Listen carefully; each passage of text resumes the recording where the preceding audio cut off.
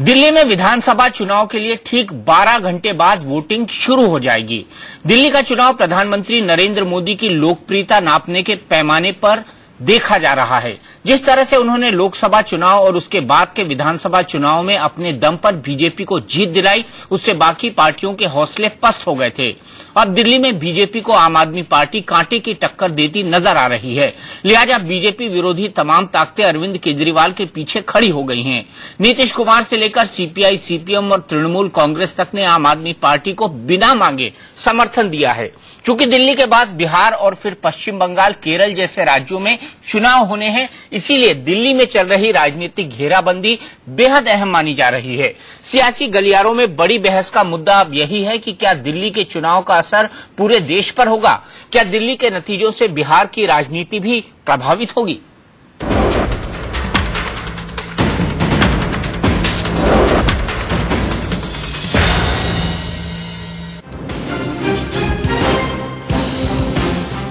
ठीक 1 साल 2 महीने बाद दिल्ली एक बार फिर चुनाव की दहलीज पर खड़ी है।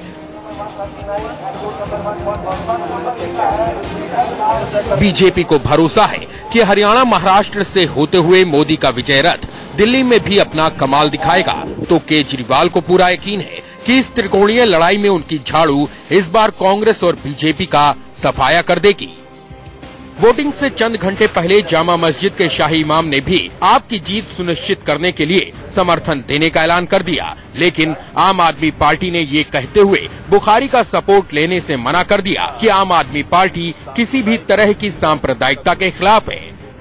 कल असेंबली इंतखाबात में मैं अवाम, बिलखुसूस मुसलमानों से अपील करता हूं कि वो आम आदमी पार्टी के उम्मीदवारों की कामयाबी यकीनी बनाएं और अपने वोट की ताकत से दिल्ली में एक सेकुलर सरकार बनाने में मदद करें।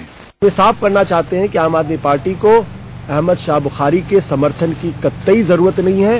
हम उनकी राजनीति को रिजेक्ट करते हैं और उनकी राजनीति की निंदा करते हैं, और हम देश के अंदर एक ऐसी राजनीति चाहते हैं जहां जो सबकी बात करे, हिंदू, मुसलमान, सिख, ईसाई की बातचीत करे।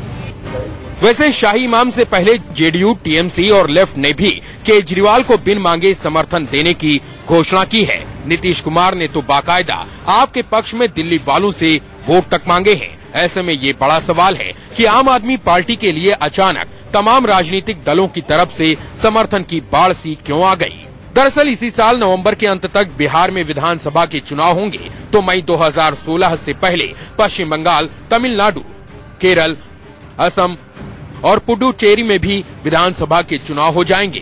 जाहिर तौर पर बीजेपी विरोधी इन दलों को ये लगता है कि केजरीवाल ही वो नेता हैं जो लोकसभा चुनाव से उठी मोदी की प्रचंड लहर को दिल्ली के विधानसभा चुनाव में थाम लेंगे, और इसका असर बिहार के चुनाव पर भी यकीनन पड़ेगा। लेकिन अगर दिल्ली के चुनाव में भी बीजेपी की जीत हुई, तब बड़ा सवाल ये है कि देश की राजनीति की दशा क्या होगी? क्या दिल्ली से निकले बीजेपी के पक्ष में संकेत विरोधी दलों के लिए खतरे की घंटी साबित होंगे? जवाब के लिए इंतजार बस कुछ दिनों का। Bureau report, India news. तो दिल्ली का दिल क्या कहता है? दिल्ली के दिल में कौन बसने वाला है? दिल्ली का सिंहासन किसे मिलेगा? और दिल्ली का किस्सा कुर्सी का क्या कहता है? 12 घंटे बचे हैं जब ईवीएम में दिल्ली का भविष्य कैद हो जाएगा, लेकिन उससे पहले ही राजनीतिक दलों की धड़कनें बढ़ चुकी हैं। संबित पात्रा से लेकर संजय सिंह से लेकर प्रेमचंद मिश्रा, जो 3 हमारे बड़े मेहमान हैं, तीनों की रातों की नींद जो है वो खराब हो चुकी है। संबित पात्रा जी, कितने घंटे सो पा रहे हैं?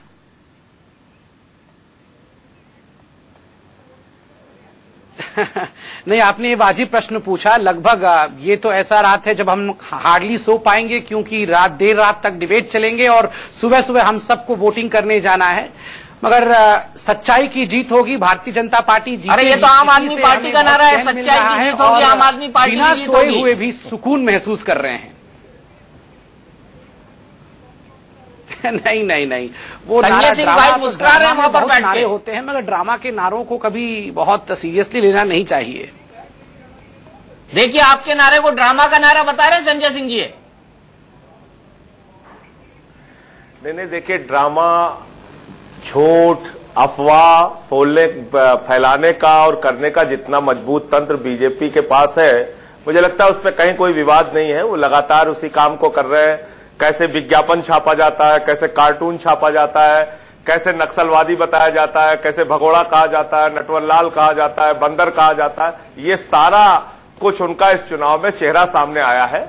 और मुझे लगता है कि भारतीय जनता पार्टी के नकारात्मक प्रचार, अभद्रता और असभ्यता का कल अपने वोट की ताकत से जनता जवाब देगी।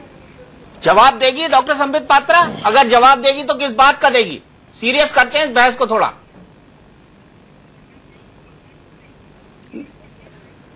देखिए, आपने अभी एक बहुत महत्वपूर्ण रिपोर्ट चलाया। मैं रिपोर्ट को बड़े ध्यान से देख रहा था कि किस प्रकार से जेडीयू, आरजेडी, तृणमूल कांग्रेस, तमाम ये शक्तियां इकट्ठी हो रही है और आम आदमी पार्टी के साथ आके एक तरह से विलीन हो गई है। और कहीं ना कहीं कांग्रेस भी आप देखिएगा अंदर खाते आम आदमी का बिल्कुल साथ में कि हम भी खड़े हैं, ये दावा कर रही हैं। दीपक जी, यही सीरियस विषय है। ये तमाम हारी हुई ताकतें जो हिंदुस्तान की हैं, ये इकट्ठे हो रही हैं आम आदमी के पार्टी के पीछे। मैं इतना कह सकता हूं कि हार चाहे कितना भी बड़ा क्यों ना हो जाए, जीत से बड़ा नहीं हो सकता। झूठ चाहे कितना भी बड़ा क्यों ना हो जाए, सच से बड़ा नहीं हो सकता। ये हारी हुई ताकतें आखिरकार क्यों आम आदमी पार्टी के पीछे खड़ी हो रही हैं? ये नेगेटिव फोर्सेस आम आदमी पार्टी के पीछे इसलिए खड़ी हो रही है क्योंकि इनको लग रहा है कहीं ना कहीं आम आदमी ही पार्टी नेगेटिव फोर्सेस का गुरु है और वही पॉजिटिविटी को रोक सकता है।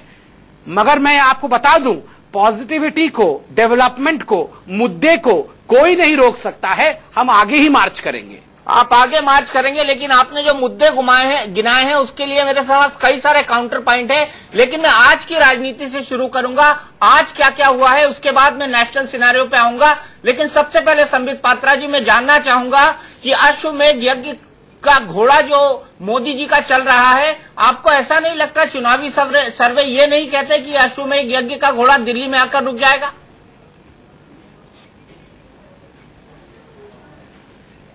बिल्कुल नहीं। पहली बात तो है, ये कोई अश्वमेध यज्ञ नहीं है, लोकतांत्रिक प्रक्रिया है। बिल्कुल लोकतांत्रिक प्रक्रिया से, लोगों के आशीर्वाद से और प्यार से हम यज्ञ के बाद यज्ञ जीत रहे हैं। और जहां तक ये घोड़ा और विजय रथ के रुकने का विषय है, दीपक जी, आप और हम देखिए लगभग 2 साल से डिबेट कर रहे हैं। आपको ध्यान होगा हर चौक पे ये घोड़ा रुक रहा था।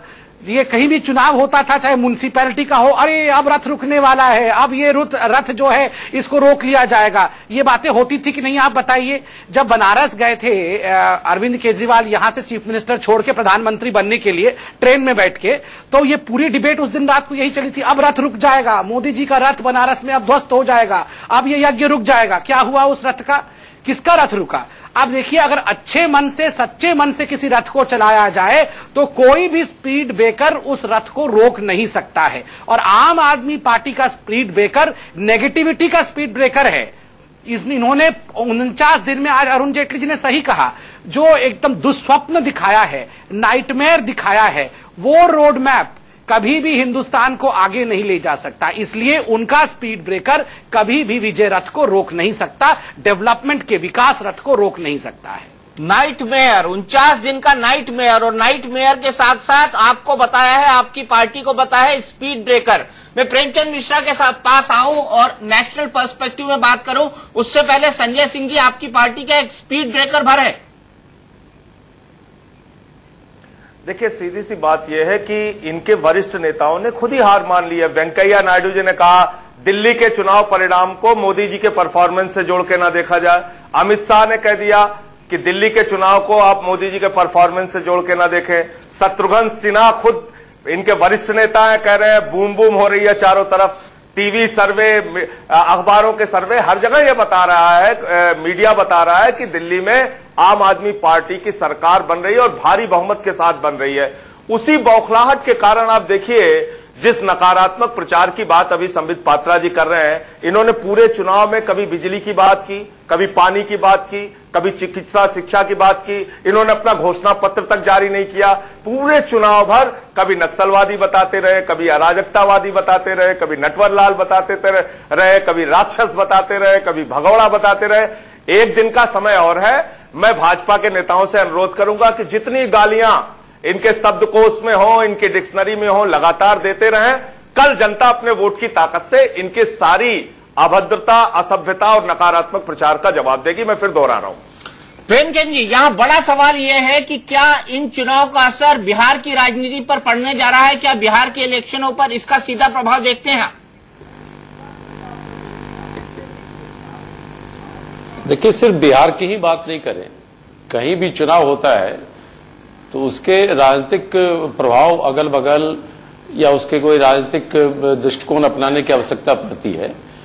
लेकिन दिल्ली का चुनाव को लेकर हम ये मान के चलें कि बिहार में इंपैक्ट पड़ेगा, ऐसा मैं आज के डेट में नहीं मानता हूं। ये डिपेंड करता है। लेकिन अमित शाह मानते हैं, आप नहीं मानते, लेकिन अमित शाह मानते हैं। हमें इंतजार करना चाहिए।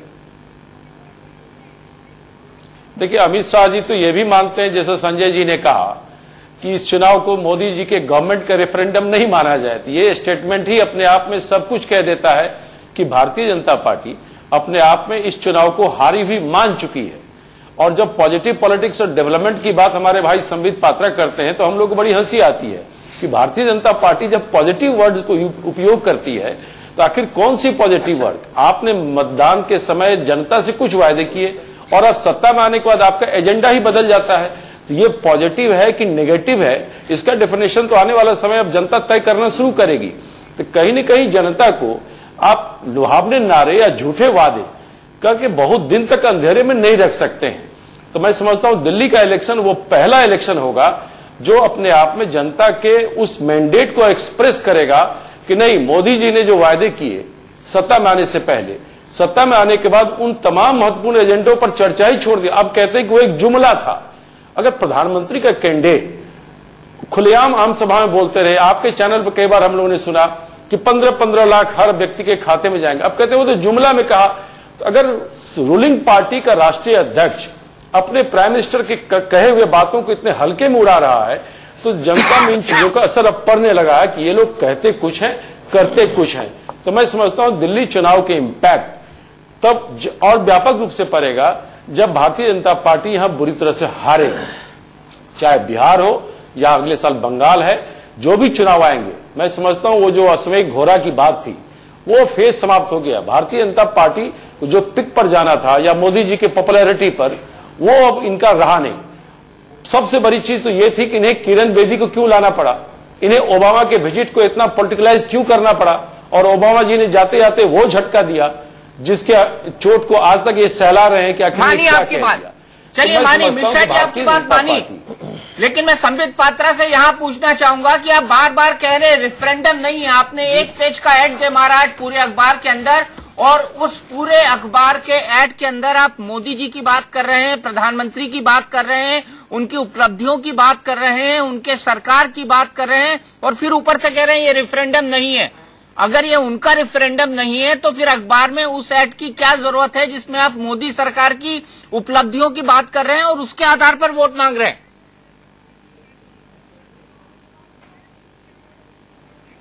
दीपक जी, मैं बड़े स्पष्ट शब्दों में और सादे शब्दों में, जिसको कि जनता समझ सकती है, समझा देता हूं। अब देखिए, 2012 से पहले ही नरेंद्र मोदी जी एकमात्र ऐसे एग्जामिनी हैं जो बार बार हर एग्जाम को दे रहे हैं, पास कर रहे हैं और फर्स्ट क्लास फर्स्ट भी आ रहे हैं। हमने देखा हर चुनाव में अब क्या नरेंद्र मोदी पास हो जाएंगे या फेल हो जाएंगे, इसी पे डिबेट होता रहा। हर एग्जाम को बड़े साहस से फेस किया, हर एग्जाम में वो पास भी हुए, फर्स्ट भी हुए। संबित भाई, हमने नहीं बनाया ये एग्जामिनी, तो आपने बनाया है। आप हर चुनाव में बोलते हैं चलो चले मोदी के साथ, आपकी पार्टी बोलती है, हम नहीं बोलते हैं, मीडिया नहीं बोलता है, जनता नहीं बोलती है। मेरी इस बात से प्रदीप सिंह जी भी एग्री करेंगे और एनके सिंह सर भी एग्री करेंगे। हाँ, मैं उत्तर दे दूं। देखिए, और दो एग्जामिनी भी हैं, ठीक है, मोदी जी एग्जामिनी है, वो पास कर रहे हैं, तो मैं मान रहा हूं, बता रहा हूं। इस बात से प्रदीप सिंह जी भी एग्री करेंगे और एनके सिंह सर भी एग्री करेंगे। हाँ, मैं उत्तर दे दूं। देखिए, और दो एग्जामिनी भी हैं, ठीक है, मोदी जी एग्जामिनी है, वो पास कर रहे हैं, तो मैं मान रहा हूं। और दो एग्जामिनी भी है, एक एग्जामिनी एब्सकॉन्ड कर रहा है, अभी उनके प्रवक्ता को हम पे हंसी आ रही थी, उन्हीं के नेता एब्सकॉन्ड कर रहे हैं, वो एग्जामिनेशन सेंटर जा नहीं रहे हैं। और एक तीसरा एग्जामिनी है, वो खाली एग्जामिनेशन सेंटर से एग्जामिनेशन सेंटर भाग रहा है, अंदर नहीं घुस रहा है एग्जाम देने के लिए। बस बनारस के एग्जामिनेशन सेंटर में चले गए, दिल्ली के नई दिल्ली के एग्जामिनेशन सेंटर में आ गए, कहीं एग्जाम लिखना नहीं है, खाली सेंटर से सेंटर भागना है। आप बताइए दीपक जी, क्या इस प्रकार से देश की राजनीति होती है? आपको कहीं ना कहीं तो एग्जाम लिखना पड़ेगा, अर्थात आपको शासन का बागडोर संभालना पड़ेगा। जिन लोगों के विषय में हम डिस्कस कर रहे हैं, अरविंद केजरीवाल जी ने कहां प्रूव किया है शासन को लेके? राहुल गांधी जी शासन से भागते रहे हैं। एकमात्र विकल्प हिंदुस्तान में आज का नरेंद्र मोदी नहीं है। क्या मैं अतिशयोक्ति कर रहा हूं? मगर हां, रेफरेंडम और इलेक्शन रिजल्ट में फर्क होता है। यह प्रधानमंत्री के ऊपर रेफरेंडम नहीं हो रहा है, कौन उचित मुख्यमंत्री बन सकता है उसके ऊपर रेफरेंडम हो रहा है। प्रधानमंत्री नरेंद्र मोदी जी के विजन को लेकर किरण बेदी जी एक उचित मुख्यमंत्री होंगी, यही इलेक्शन का रिजल्ट बयान करेगा 10 तारीख को। नहीं, वो मैंने मानी। फिर मोदी जी को घसीटने की क्या जरूरत है? फिर एक पेज का ऐड क्यों दिया जा रहा है मोदी सरकार की उपलब्धियों के लिए? फिर आप तो मोदी सरकार के नाम पर वोट मांग रहे हैं ना, किरण बेदी के नाम पर तो और उनके विजन के नाम पर तो आपने एक पेज का ऐड दिया नहीं है।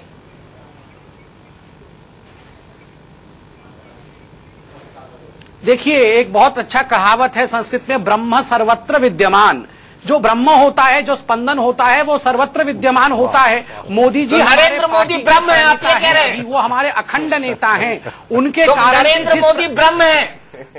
मैं ये मानूं नरेंद्र मोदी ब्रह्म है। डॉक्टर संबित पात्रा का आज का सबसे बड़ा हमारे पार्टी में नरेंद्र मोदी ब्रह्म है। ब्रह्म परमात्मा से भी ऊपर होता है। नहीं, सुनिए तो सही। आदमी ब्रह्म में विलीन होता है। डॉक्टर संबित पात्रा, इंसान भी ब्रह्म में विलीन होता है अंतिम समय में। पूरा सुन लीजिए। नहीं, मैंने सुन लिया, तभी मैं बोल रहा हूं। ब्रह्म है, जिस प्रकार से पैराडिम शिफ्ट किया है 2012 में। आप मानते हैं नरेंद्र मोदी ब्रह्म है? अखंड नेता है, हम सौभाग्यवान है कि ऐसा नेता हमारे पास है। नहीं, विकास के ब्रह्म है, इसमें कोई दो मत नहीं है। जिस प्रकार से हिंदुस्तान में विकास की बात उन्होंने कहा है। नेता क्या होता है? नहीं, मेरा कहना इतना है कि हम तो सौभाग्यवान है कि हमारे पास नेता हैं। आप उनसे पूछिए जिनके पास नेता नहीं है। अच्छा, मैंने माना आपके पास नेता है क्या? मैंने माना आपके पास माँ है, मैंने मान लिया। मैंने माना आपके पास नेता है, पर क्या वो ब्रह्म है?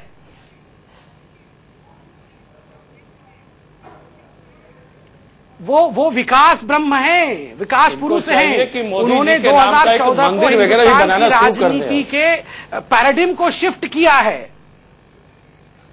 अच्छा, मैं संजय सिंह जी से पूछ लेता हूं। संजय सिंह जी, आप तो बड़े हैं, आप समझते हैं ये राजनीतिक विषय ऐसे रखा जाता है। चलिए, ब्रह्म भी बन गए प्रदीप सिंह जी अब नरेंद्र मोदी जी। आप उनके नाम का मंदिर भी बनाने जा रहे हैं क्या? अशोका रोड में मोदी जी का एक मंदिर भी बनवा दीजिए। नहीं, देखिए, ये भारतीय जनता पार्टी की विडंबना इसको कहेंगे कि जो पार्टी मेहनत से जनसंघ के समय से पर्सनालिटी कल्ट की पॉलिटिक्स का विरोध करती थी, आज अपने नेता को ब्रह्म बता रही है। तो ये पूरा 360 डिग्री संबित पात्रा जी आप लोग घूमे हैं। 360 डिग्री से भी ज्यादा कुछ होता है क्या? तो वरना वो बता देता मैं। मतलब आपने कांग्रेस की जो पर्सनैलिटी कल्ट की पॉलिटिक्स थी, जिसमें वो यकीन करती थी, उसको अपना लिया है। आपके इस बयान से ऐसा प्रतीत होता है। Indira is India and India is Indira. बिल्कुल, यहाँ तो ब्रह्म का मतलब ब्रह्मांड सब समाहित हो गया। जो इस तरह की पॉलिटिक्स अगर एक सीमा के बाद बढ़ती है तो वो सीधे प्रभावित करती है जनतंत्र को। डेमोक्रेसी के लिए इससे बड़ा खतरा कोई नहीं हो सकता।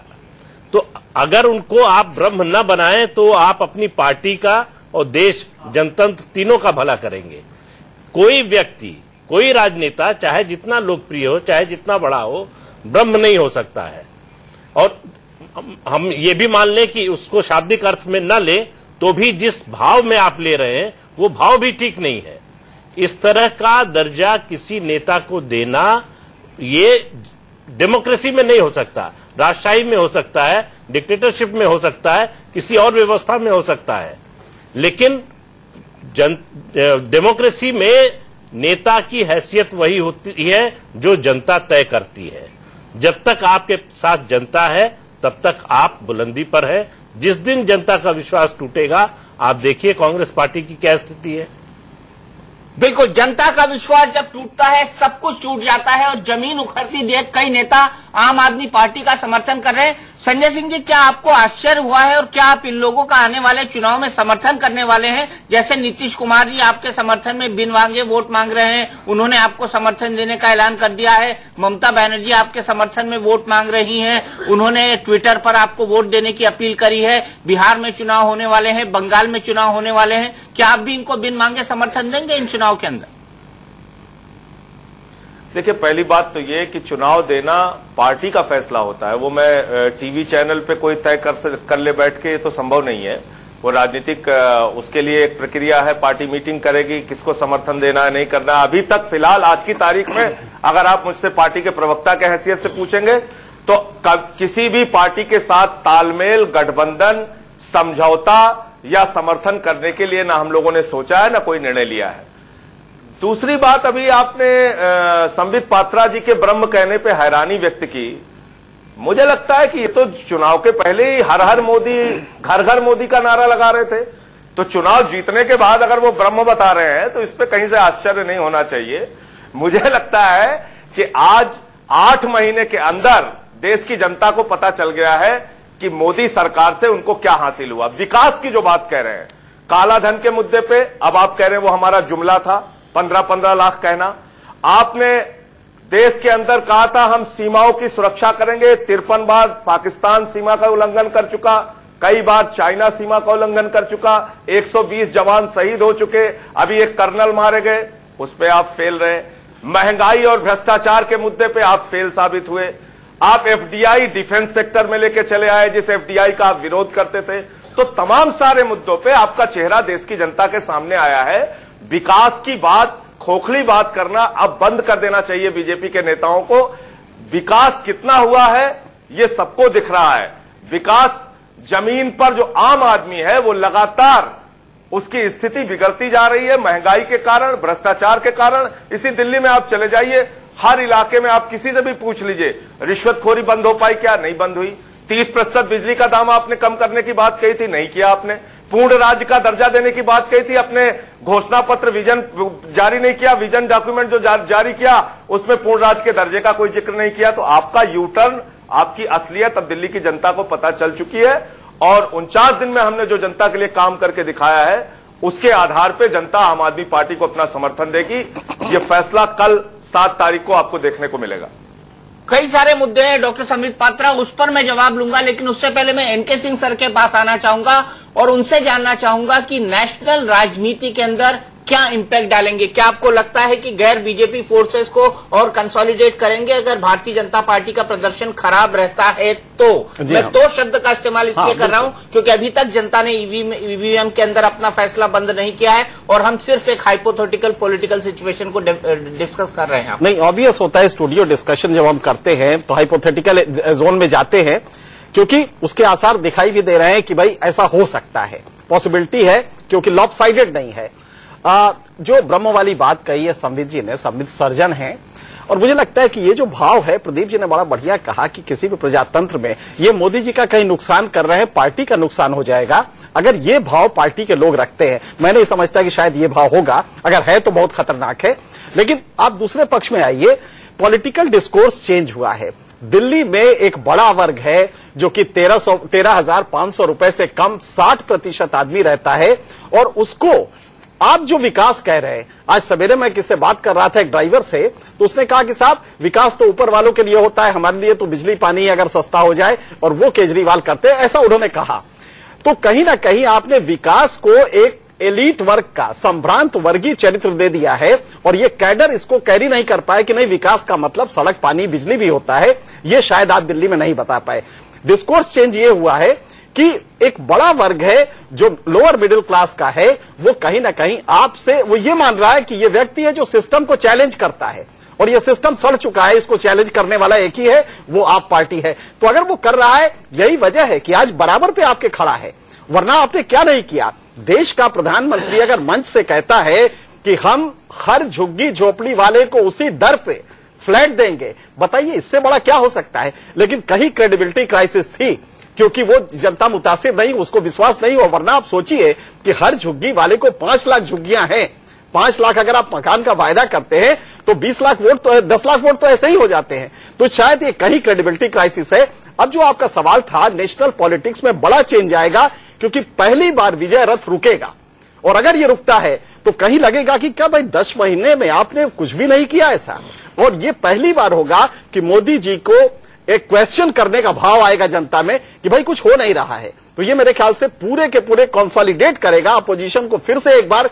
हालांकि कांग्रेस में वो कुव्वत अभी दिखाई नहीं दे रही है, बड़ी पार्टी है, बहुत पुरानी पार्टी है, लेकिन एक यूथेनेसिया बीमारी होती है जिसमें मरने की इच्छा होती है। मुझे लगता है इस समय कांग्रेस में वो बीमारी आ गई है, वो खुद ही मरना चाहती है, जबकि जनता चाह रही है कि उठे, एक पैरेलल फोर्स के रूप में खड़ी हो, लेकिन यूथेनेसिया से ग्रस्त है जिसकी वजह से वो खड़ी नहीं हो पा रही है। बिल्कुल डॉक्टर संबित पात्रा, यहां मैं आपसे जानना चाहता हूं कि जनता आपसे बिजली और पानी की अपेक्षा कर रही है। जनता आपसे अपेक्षा कर रही है कि जो पेट्रोल और डीजल की कीमतें की है उसके साथ सब्जी की कीमतें भी कम हो जाए, लेकिन प्रधानमंत्री जी वादा कर रहे हैं कि 50 लाख झुग्गी वालों को 2022 तक फ्लैट दे देंगे, लेकिन सस्ती बिजली और पानी का वादा नहीं कर रहे। ऐसा क्यों? ये सोच में पैराडाइम शिफ्ट तो बीजेपी को कब आ गया, मुझे रोटी चाहिए और मुझे फ्लैट मिलेंगे?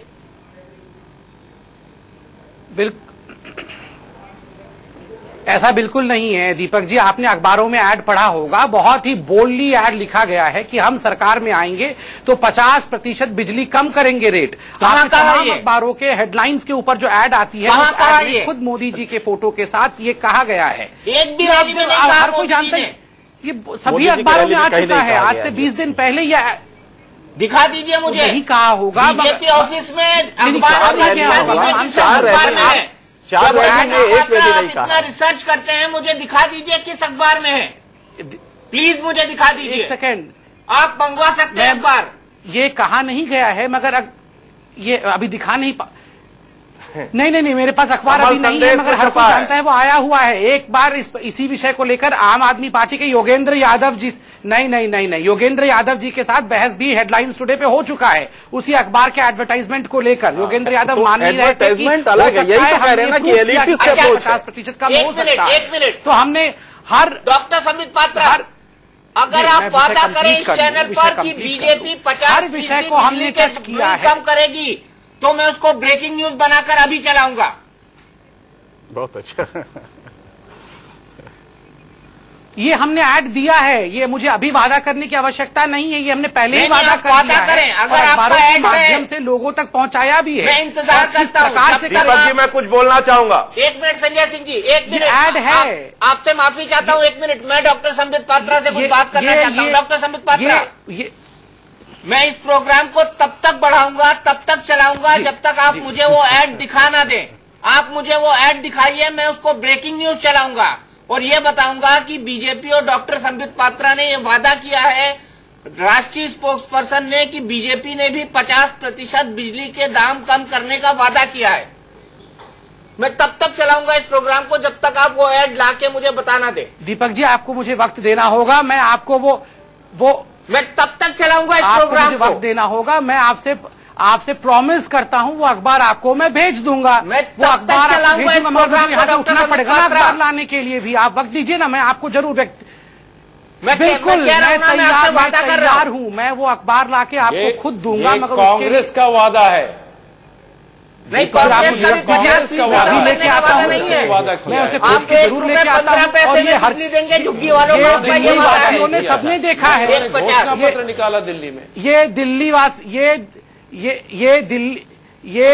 वासियों ने, हर किसी ने देखा है ये अखबार। दीपक जी, आपने भी पढ़ा होगा, अगर किसी कारण से नहीं देखा है तो मैं आप तक पहुंचाऊंगा, ये मेरा वादा है। हम आपको वो अखबार जरूर देंगे और आप उसे कल के चुनाव से पहले अखबार को दिखा भी सकते हैं। कांग्रेस का वादा है, 50% का वादा बिल्कुल बाकायदा ऊपर में छापा है, मैनिफेस्टो में रखा है। हमने हमारे नेता आप तो खेल में नहीं, राहुल गांधी जी ने अपनी सभी सभाओं में इन बातों की चर्चा की है। प्रेमचंद जी, राहुल गांधी जी का मैनिफेस्टो प्रायश्चित पत्र है। डॉक्टर संजय, आपका मैनिफेस्टो तो प्रायश्चित पत्र है, प्रायश्चित पत्र। आप तो एक तरह से चिढ़ा रहे हैं दिल्ली वासियों को कि 15 वर्षों तक जो हम दे नहीं दिया वो सब हो सकता था। एक तरह से वो तो प्रायश्चित पत्र है ही नहीं। इस पूरे इलेक्शन में कभी भी पब्लिक इशू पर बीजेपी ने बात नहीं की, नहीं पानी देखिए, पर आपने कभी वासियों को कि 15 वर्षों तक जो हम नहीं दिया वो सब हो सकता था, एक तरह से वो तो प्रायश्चित पत्र है ही नहीं। इस पूरे इलेक्शन में कभी भी पब्लिक इशू पर बीजेपी ने बात नहीं की। नहीं पानी पर आपने कभी बात नहीं की। आप 4 बच्चे 10 बच्चे की बात करते मिश्रा जी एक मिनट, डॉक्यूमेंट क्या आपने मिश्रा जी एक मिनट, संजय सिंह जी मैं थोड़ा एक्सपर्ट से एक लाइन ले लूं, उसके बाद आपके पास आऊंगा। क्या बिजली के बिल 50% कम करने का वादा बीजेपी ने इन चुनाव में किया है? मैंने कहीं नहीं देखा। और दूसरी बात ये कह रहा हूं कि नरेंद्र मोदी की जो फिलॉसफी है उसमें ये मुफ्त की फिलॉसफी नहीं है। आप गुजरात का उनका 12 साल का ट्रैक रिकॉर्ड देखें, कोई चीज उन्होंने मुफ्त नहीं दी। मेरा मानना है कि ये एक तरह से अच्छी, ये मानना कि गरीब आदमी सब कुछ मुफ्त में चाहता है, वो किसी चीज का पैसा नहीं देना चाहता, ये गलत राजनीतिक संस्कृति है जिसको आम आदमी पार्टी बढ़ावा दे रही है कि हम सब कुछ मुफ्त में दे देंगे। मतलब आम आदमी पार्टी जीत जाएगी तो 11 फरवरी को दिल्ली में राम राज्य आ जाएगा, सबको सब कुछ फ्री मिलेगा, भ्रष्टाचार खत्म हो जाएगा, बिजली पानी जो चाहिए जितना चाहिए आप इस्तेमाल कीजिए, फ्री मिलेगा, कोई किसी से रिश्वत नहीं मांगेगा, सब लोग सुरक्षित हो जाएंगे। देखिए हर चीज की एक लिमिट होती है। आखिर वायदे करने की कोई प्रैक्टिकल, कोई व्यवहारिक बात होगी कि नहीं, कि हम ऑटो वालों का चालान नहीं करेंगे इसलिए ऑटो वाले हमें वोट दे। ये कौन सी राजनीतिक संस्कृति को आगे बढ़ा रहे हैं आप? तो मेरा मानना है कि ये फ्री की जो राजनीति है, और लोग इसको बार बार रिजेक्ट कर चुके हैं। बिजली फ्री करेंगे किसानों को, ये कितने लोगों ने वायदा किया? तमिलनाडु की पार्टियों ने क्या क्या फ्री देने का वायदा नहीं किया, लोगों ने रिजेक्ट कर दिया। हम ये नहीं कह रहे कि आम आदमी पार्टी को लोग रिजेक्ट करने जा रहे हैं, लेकिन ये राजनीति ज्यादा देर तक नहीं चलती। आखिर आप कहां से पैसा लाएंगे? जो फ्री देंगे उसको देने के लिए कहीं से तो पैसा लाएंगे, हमारी इस जेब से निकालेंगे दूसरी जेब से में डालने के लिए। तो एनके सिंह जी, यहाँ पे बड़ा सवाल जिसको हम ला रहे थे, हम आएंगे कि फ्रीबी की पॉलिटिक्स कितना चलती है कितना नहीं चलती, लेकिन क्या बीजेपी ने 50% बिजली सस्ता करने का वादा किया? नहीं, बिल्कुल नहीं किया है। दरअसल बिजली का मुद्दा इन्होंने बहुत ही बुरी तरह इग्नोर किया। हम लगातार सोच रहे थे, क्योंकि 35-36 साल से हम पॉलिटिक्स का ये देख रहे चुनाव, मुझे समझ में नहीं आया कि क्यों बिजली को इतना कैजुअल ट्रीट किया, जबकि बिजली हर उस गरीब के लिए 500 रुपए कम हो जाएगा। उसकी अगर 1000 रुपए की बिजली है तो 500 की अगर होती है, जैसे कांग्रेस ने 1.5 रुपए कहा था, तो सबने वादा किया, कहीं ना कहीं वादा किया, लेकिन उसको बिजली को इग्नोर किया, पानी को इग्नोर किया। तो मुझे लगता है कि जो कि एक मेजर इशू था, करप्शन पे जिस इंटेंसिटी से मोदी जी जाने जाते हैं, करप्शन के खिलाफ आंदोलन करने में अगर आप पार्टी है तो उतनी ही शिद्दत से मोदी जी की भी इमेज है, दोनों की यूएसपी बराबर है। लेकिन कभी भी बीजेपी ने उसको इतना बड़ा इशू नहीं बनाया। विकास जो थोड़ा बहुत था, अब होता यह है कि अगर आपने जीडीपी ग्रोथ रेट कर लिया है, मान लीजिए आपने कहा, अब जैसे कि महंगाई लीजिए, महंगाई में WPI होलसेल प्राइस इंडेक्स में आप देखते हैं तो अचानक बहुत नीचे आ जाता है, लेकिन जब CPI देखेंगे, कंज्यूमर प्राइस इंडेक्स, तो वो नहीं नीचे आया है। नतीजा ये हुआ कि वो नाराज था, वो बहुत कम आया, बहुत कम आया, क्योंकि वो होल्डर्स के पास चला गया। तो ऐसे में CPI अगर आपका नहीं आया नीचे उसी करस्पॉन्डिंग, तो नतीजा ये होता कि वो नाराज होता है। और बीजेपी को याद कीजिए, इंडिया शाइनिंग जब उसने कहा था और लोग नाराज हुए कि कौन सी इंडिया शाइनिंग कर रही है, वही समय है कि आपने विकास को एक एलिटिस्ट फंक्शन बना दिया, जिसकी वजह से वो जो मासेस थी, बड़ा वर्ग था, वो उससे मुतासिर नहीं हुआ। वरना फ्लैट का आश्वासन देना अपने आप में बड़ा आश्वासन है, लेकिन मुतासिर नहीं हुआ कि बीजेपी दिल्ली में विकास करेगी। वरना कोई रीजन मैं अभी तक नहीं समझ पाता हूं कि सोशियोलॉजिकल रीजन क्या है जिसकी वजह से आप पार्टी को वोट मिले। लेकिन एक शिद्दत से एक आदमी खड़ा है, एक पार्टी खड़ी है, और उनको लगता है कि साहब ये आएगा तो हमें पुलिस वाले को पैसा नहीं देना पड़ेगा, बस इतना ही काफी है उसके लिए, उसकी जेन में कि ये गरीबों का आदमी है।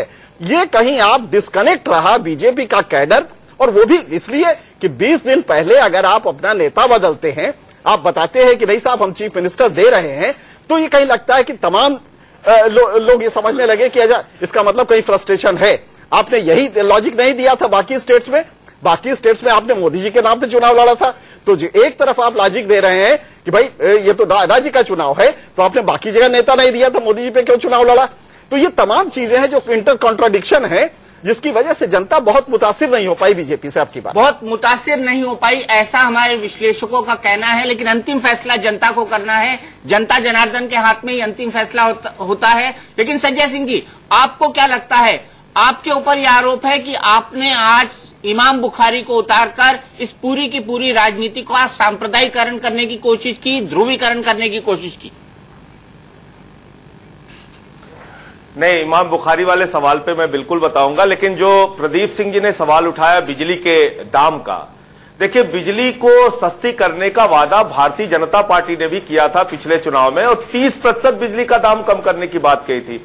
8 महीने में इन्होंने 1 पैसे भी बिजली का दाम कम नहीं किया, बल्कि 13% बिजली का दाम दिल्ली के अंदर बढ़ाया गया।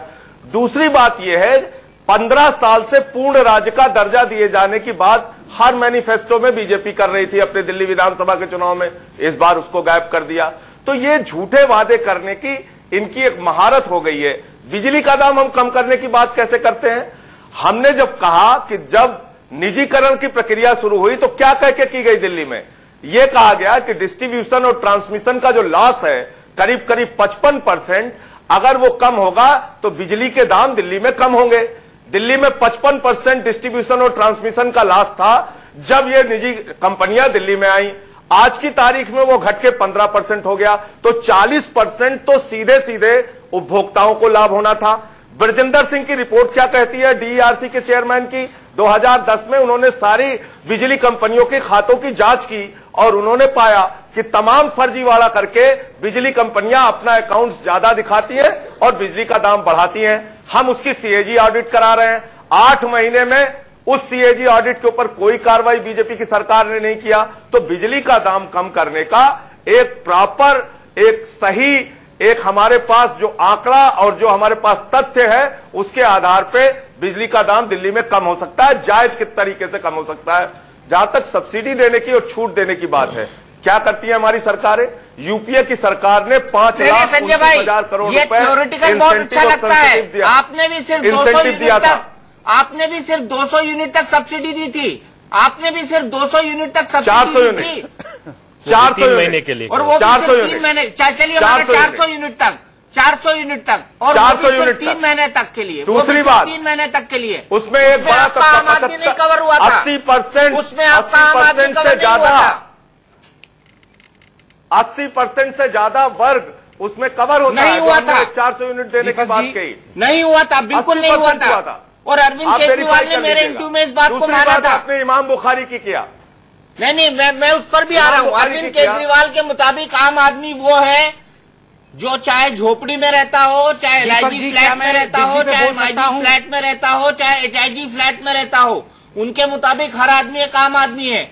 तो फिर बिजली के बिल सबके आधे होने चाहिए थे। आपने ये तो नहीं कहा था कंडीशन से अप्लाई। आपने जब वादा किया था कि सभी के बिजली के बिल आधे होंगे, तो आपने उसके नीचे ये तो नहीं लिखा था कंडीशन से अप्लाई कि 400 यूनिट वालों तक के बिजली के बिल आधे होंगे? उसकी रिपोर्ट सबके आधे हो जाएंगे। नहीं, यही तो मैं कह रहा हूँ। आपने 49 दिन के अंदर इसमें सारे लोगों के बिजली के बिल आधे किए। एक सही आंकड़ा आपके सामने आएगा कि बिजली का दाम कितना होना चाहिए और कितना वसूल रही है बिजली कंपनियां। ये सही आंकड़ा आ जाएगा। चोरी और जो उनका भ्रष्टाचार चल रहा है उसकी जांच तो हो जाए सही तरीके से, जो अभी तक कांग्रेस की सरकार नहीं करा पा रही थी और जो 8 महीने में बीजेपी नहीं करा पाई। मेरा इनके सिंह जी और प्रदीप सिंह जी का कभी आधा नहीं होगा आपकी पॉलिसी के हिसाब से, कभी नहीं होगा। और संजय सिंह जी, अगर सरकार बन गई और आपने बिजली के बिल सबके आधे कर दिए तो फिर 6 महीने में भाग जाएंगे सरकार छोड़ के, क्योंकि कहां से पैसा लाएंगे? दिल्ली एक ऐसा स्टेट है जो सेंट्रल एड पर पूरी तरह से डिपेंडेंट है। प्रदीप जी, इतना ही क्यों? 15 लाख अगर आप कैमरे लगवाएंगे तो कभी कॉस्ट वर्कआउट किया है कि 15 लाख का कैमरे का कॉस्ट कितना होगा, कहां से आएगा? रुपए की छूट, दिल्ली का जितना बजट है उसका 3 गुना लगेगा, उसको नहीं पूरा किया जा सकता। मैं ये कह रहा हूं कि 49 दिनों में रिश्वतखोरी सरकारी दफ्तरों में बंद हुई थी। दिल्ली से दफ्तरों के दलाल दिल्ली छोड़ के भाग गए थे। ये सच सारे लोग जानते हैं। रिश्वतखोरी पे बहुत बड़ा आप लोग भाग गए। ये यहाँ की जनता इस बात को महसूस करती है। चलिए फिलहाल इमाम बुखारी के सवाल पे अपना जवाब दे दूं अब? नहीं, इमाम बुखारी पर आएंगे। अफसोस मुझे एक ब्रेक लेना पड़ेगा संजय भाई। मैं आऊंगा आपके पास, मैं आऊंगा संबित पात्रा जी के पास, मैं आऊंगा मिश्रा जी के पास, क्योंकि हमको बात करनी है आज के सबसे जलते हुए सवाल इमाम बुखारी पर, और साथ ही साथ बात यह भी करनी है कि आम आदमी पार्टी पर सबसे ज्यादा आरोप लग रहे हैं कि वो शराब बंटवा रहे हैं, वो पैसा बंटवा रहे हैं, वो साड़ी बंटवा रहे हैं। ऐसी कई सारी चीजें पकड़ी गई हैं। आरोप बीजेपी पर लग रहे हैं, आरोप कांग्रेस पर भी लग रहे हैं। क्या ये तीनों राजनीतिक पार्टी एक ही थैली के चट्टे बट्टे हो गए? इस पर भी बात करेंगे एक ब्रेक के बाद। सारे सवाल खड़े हो रहे हैं सभी राजनीतिक पार्टियों पर, और सबसे ज्यादा सवाल आम आदमी पार्टी पर इसलिए खड़े हुए हैं क्योंकि वो सबसे अलग होने का दावा कर रही है। नरेश बालियान उनके जो कैंडिडेट हैं, उन पर गिरफ्तारी की तलवार लटक रही है क्योंकि उनके यहां से 475 शराब की पेटियां जब्त की गई हैं और दिल्ली पुलिस को ऐसा लगता है कि उनका इससे डायरेक्ट कनेक्शन है। साथ ही साथ साड़ियां मिली हैं, साथ ही साथ जो बुखारी साहब हैं वो उनके समर्थन में कूद पड़े हैं। इसको लेकर भी कंट्रोवर्सी हुई है, हालांकि आपने उनके समर्थन को ठुकरा दिया है। आम आदमी पार्टी दूसरी पॉलिटिकल पार्टी से डिफरेंट कैसे हुई संजय सिंह साहब? डिफरेंट इसी तरह से है कि आप देखिए 2004 में भारतीय जनता पार्टी को इमाम बुखारी जी ने समर्थन देने की बात कही। उसके पहले वो मुलायम सिंह जी को समर्थन दे चुके हैं, कांग्रेस को समर्थन दे चुके हैं, भाजपा को समर्थन दे चुके हैं, सभी पार्टियों को समर्थन दे चुके हैं और सब उनके समर्थन के लिए बाकायदा प्रयास करते थे, उनके पास तक जाते थे, उनसे अनुरोध करते थे, विनती करते थे। देश की पहली राजनीतिक पार्टी है जिसने कहा कि नहीं, हम उनकी विचारधारा से सहमत नहीं है। ताहिर बुखारी ने कहा कि आप समर्थन मांगने गए थे। हिंदू और आम मुसलमान, आम सिख और आम ईसाई, ये सब मिलकर लड़ेंगे। दिल्ली के चुनाव में हम सभी वर्गों के समर्थन के साथ चुनाव जीतेंगे, अपने मुद्दों के आधार पर जीतेंगे। लेकिन आप पहली पार्टी नहीं है। लखनऊ के बेगम हजरत महल पार्क की सभा में काशीराम ने कहा था इस बुखारी का बुखार मैं उतारूंगा 1993 में, और बुखारी की हैसियत उसके बाद कभी जो है राजनीतिक हैसियत बढ़ी नहीं। ज्यादातर ऐसा ही हुआ कि जिसके साथ गए वो हार गया। लेकिन संजय भाई, ताहिर बुखारी ने कहा है कि आप लोग उनसे समर्थन मांगने गए थे और चुनावी स्टंट खेलते हुए आपने शाही इमाम को मना कर दिया, ये आरोप लगाया ताहिर बुखारी। अगर इस बात में जरा सी भी सच्चाई है तो ताहिर बुखारी को एक भी प्रमाण, एक भी फोटो, एक भी फोन कॉल, एक भी बातचीत आपके सामने रखनी चाहिए कि कौन गया था, उस व्यक्ति का नाम बताना चाहिए। डॉक्टर संबित पात्रा, आपने यह भी आरोप लगाया है कि बीजेपी और इमाम बुखारी दोनों एक हैं। आप और इमाम बुखारी। अब मैं बताता हूं। देखिए, ऐसा है कि आम आदमी पार्टी का जो मोटो है वो ऐसा है कि ये लेते कुछ नहीं है, इनको जबरदस्ती हर कोई उनके जेब में डाल देता है। ये कांग्रेस से समर्थन थोड़ी ले रहे थे, वो जबरदस्ती उन्होंने इनके जेब में डाल दिया। उसके बाद ये भी बोल रहे थे हम तो ले नहीं रहे हैं, ये समर्थन हमारा नहीं है, फिर भी सरकार चला रहे थे। 2 करोड़ रुपए मध्यरात्रि को ये लिया थोड़ी था, जबरदस्ती इनके अकाउंट में किसी ने दे दिया। सब कोई जबरदस्ती इनको दे देते हैं, ये कुछ लेते नहीं है। अभी शाही इमाम जी ने कहा है कि अलका लांबा और अन्य नेता मिलने गए थे, समर्थन के ऊपर बात हुई थी और हमने समर्थन दिया है जैसे कि बात हुई थी। तमाम जगह ये सब बातें दिखाई भी जा रही हैं। और जिस प्रकार से आम आदमी पार्टी कम्युनल लाइन के ऊपर इलेक्शन लड़ना चाहती है, यह तो कल से ही स्पष्ट हो गया था। किस प्रकार से राघव चड्ढा वो चर्च वाले केस में जाके शामिल हुए थे प्रदर्शनों में, और जब उनसे पूछा गया, उनकी गिरफ्तारी हुई, तो उन्होंने कहा मैं तो अपने इंडिविजुअल कैपेसिटी पे यहां हूं, मैं पार्टी के नाते नहीं हूं। आप देखिए किस प्रकार से आम आदमी पार्टी का पर्दाफाश हुआ। दूसरा, आप जो कह रहे हैं कि भारतीय जनता पार्टी मिली हुई है शाही इमाम के साथ, आप बताइए, दस्तरबंदी अभी हुआ था थोड़े दिन पहले, उन्होंने मोदी जी को बुलाया भी नहीं, और आप कहते हैं कि हमारे कहने पर शाही इमाम हमारी बातें कह रहे हैं। देखिए, तमाम लोग, आम आदमी पार्टी का कहना है कि तमाम कायनात जो है भारतीय जनता पार्टी के कहने पर काम कर रही है। इलेक्शन कमीशन टैंपर कर रही है ईवीएम मशीन के साथ, दिल्ली पुलिस जो है वो जाके शराब की पेटियां रख दे रही है और गिरफ्तार कर ले रही है आम आदमी पार्टी के नेताओं को, क्योंकि भारतीय जनता पार्टी ऐसा कह रही है। अगर भारतीय जनता पार्टी के कहने पर सब कुछ हो रहा है तो संजय सिंह जी आराम से घर पे बैठे सरेंडर कर दें। अगर हम सब कुछ कंट्रोल कर ले रहे हैं, हम ईवीएम मशीन कंट्रोल कर रहे हैं, पुलिस को कंट्रोल कर रहे हैं, शाही इमाम को कंट्रोल कर रहे हैं, मंदिरों को कंट्रोल कर रहे हैं, लोगों को कंट्रोल कर रहे हैं, अगर सब कुछ हम ही कंट्रोल कर रहे हैं तो आप चुनाव लड़ क्यों रहे हैं, ये मुझे समझ में नहीं आ रहा है। संजय सिंह जी, देखिए, झूठ और अफवाह फैलाने में भारतीय जनता पार्टी का मुकाबला नहीं हो सकता। दीपक चौरसिया जी और संबित पात्रा जी या जितने भी हमारे वरिष्ठ लोग बैठे हैं, कृपा करके एक बयान दिखा दीजिए जिसमें हम लोगों ने कहा हो कि ईवीएम टैंपरिंग बीजेपी करा रही है। दिखाइए वो बयान। इसका मतलब आपकी कोई ऐसी नियत है, हम तो कह भी नहीं रहे, आप खुद ही कह रहे हैं। जो बात हम नहीं कह रहे वो आप अपने मुंह से कह रहे हैं। हमने कब कहा कि बीजेपी टेम्परिंग करा रही है ईवीएम की? इलेक्शन कमीशन तो गए थे। आप ऐसी झूठी बातें करते हैं इलेक्शन कमीशन और ऐसा अफवाह फैला के उसको करते हैं।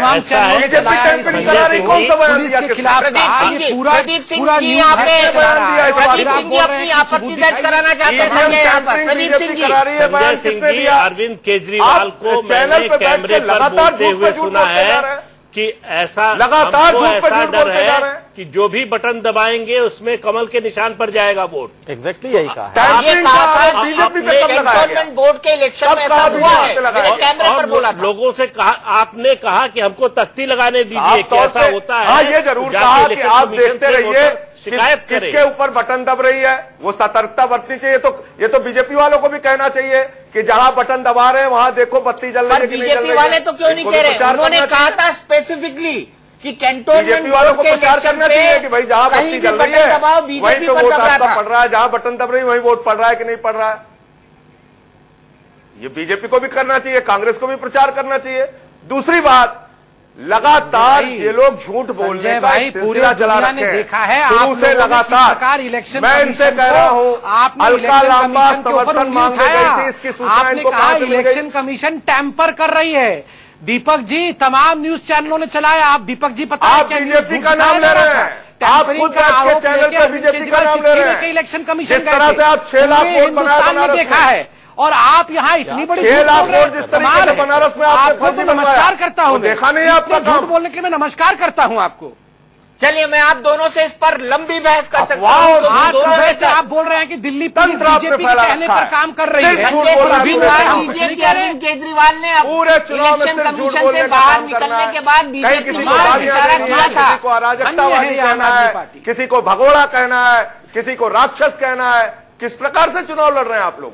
चलिए, आरोप और प्रत्यारोप का दौर चलता रहेगा, लेकिन ये भी एक हकीकत है कि बीजेपी की तरफ इशारा आम आदमी पार्टी की तरफ से किया गया था कि टैंपरिंग हो सकती है ईवीएम से, और इसीलिए वो शिकायत करने गए थे। लेकिन शिकायत करने के बाद अरविंद केजरीवाल ने यह भी कहा था कि इलेक्शन कमीशन के जवाब से हम संतुष्ट हैं और इसको मुद्दा अब हम नहीं बनाएंगे। इलेक्शन कमीशन इस मुद्दे को लेकर तमाम सेफगार्ड कर रहा है।